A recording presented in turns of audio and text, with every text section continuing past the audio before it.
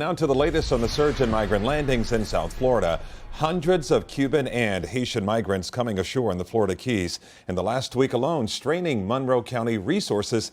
Sheriff's deputies say that they must respond to these landings, but it's a federal issue, and they have to wait until agents who are mostly overwhelmed arrive. A few weeks ago, there was 5 bodies that washed up, unfortunately, and there was nowhere to take them. Our medical examiner took them and had to process them, unfortunately, because there was nobody else to. So that's a resource that we had to use here in the county. And another major expense. It is estimated it will cost Monroe County $400,000 to remove the smuggling boats the migrants have abandoned. Immigration experts believe this crisis will only get worse. Local 10's Hatzavella joins us live now from the processing center in Dania Beach with a look at what's fueling it all. Hatzel.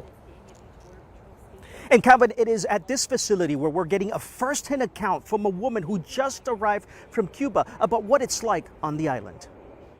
Mayluba Cabrera Ruiz describes the situation in Cuba as critical. Left on the 29th on a raft, she says, and arrived in the Florida Keys today. We're witnessing right now the largest single wave of Cuban migrants in the history of Cuban migration, even before the revolution. Since October of 2021, close to 300,000 Cubans have reached the U.S., mainly by the southern border. It is estimated 2% of the population has left Cuba in this latest exodus, a country that finds itself in deep economic turmoil, which experts say fueled massive protests in 2019, followed by the pandemic, Trump-era sanctions, and an inefficient state-run centralized economy. The Cuban population is fleeing from repression, and it's fleeing from the collapse of the Cuban economy through the mismanagement of the Communist Party. An activist, an academic, and an immigration attorney who all agree on this. The Cuban government is allowing the exodus as a way to pressure the U.S. government into changing policy towards the island. We've seen it happen before with the Mariel boat lift in 1980 and the rafter crisis in 1994. The only way to stop this massive exodus is for conditions in Cuba to change and for there to be freedom. But here at home, deep concern from an immigration attorney, an expert in Cuban migration, who describes Cuba as a collapsed society with effects right here in South Florida. It worries me. It worries me that we're not prepared for a rafter crisis in Cuba. But for relatives of those arriving, a feeling of relief. This is the best thing ever.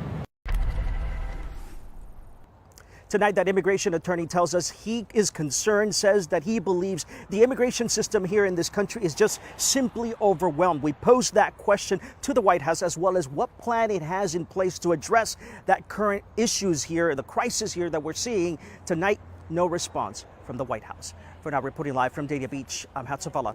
Local 10 News. Desperation fueling that migration crisis, and grappling with the growing migration crisis, the U.S. has reopened its U.S. Embassy in Havana and continued its visa and consular services. Operations were shut down in 2017, or 5 years ago, because of a mysterious illness that sickened their diplomats. Since then, Cubans have been forced to travel to the American Embassy in Guyana to apply for a visa.